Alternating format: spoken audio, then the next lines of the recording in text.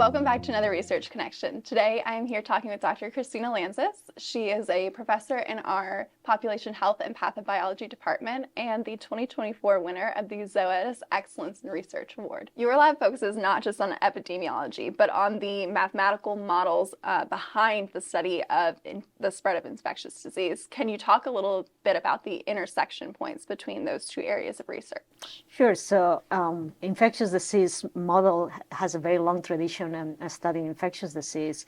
The first models dates back from almost the 19th century.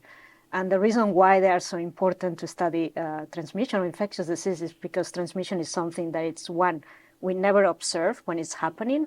Oftentimes we have very limited amount of data, and it's always involves a lot of mechanisms. So there is always factors from the ecology of the disease, the evolution of the pathogen, the contact among the host that the disease transmits. So there is a lot of components. So what we do with mathematical models is try to integrate all these pieces in a framework where we can actually study the spread of disease.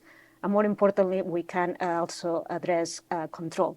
So oftentimes when we are trying to control infectious disease, we do several things at the same time, but we don't have good data to separate what really is having the most impact. So transmission models help us to understand from all the different interventions that we may apply in a given moment, which ones are really the most effective.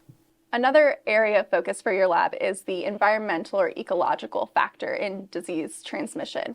Can you talk about the role that the environment plays in the spread of infectious disease? So the environment has a huge role when it comes to the transmission of a lot of pathogens.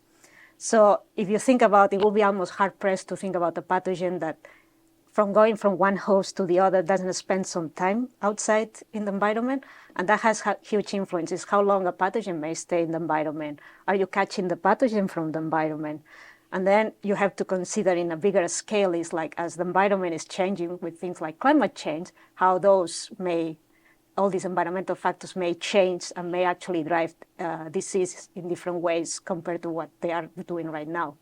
And so one of the challenges that we have is that when we think about methods to study infectious disease, we often are very focused on diseases that are more what we call direct transmission. So you can think about your respiratory viruses, right? We can think about those as viruses that are transmitted when people are in close contact.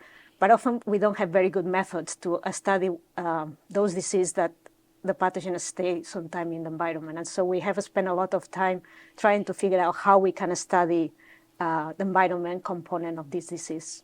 Several of your recently awarded projects include animal models, like there's a swine study I see, or a cats and dogs one. How does that translational element apply in your specific area of research? So when we think about animal models, oftentimes we think about an individual animal, how we use an animal to try to understand, for example, the pathogenesis of a disease. But actually an area that we are really much in need with for models is the area of infectious disease transmission, because again, transmission is something that we barely observe. Oftentimes we don't have good data because we only have observational data, so the data that we may be collecting during an outbreak. And so having the chance of having a population of animals to study the transmission of a disease where we can actually control the transmission and we can collect a lot of data to try to understand the mechanism behind is extremely useful. And so we have been, for a lot of our studies, we have been promoting this idea that you can actually have also animal models at the population level.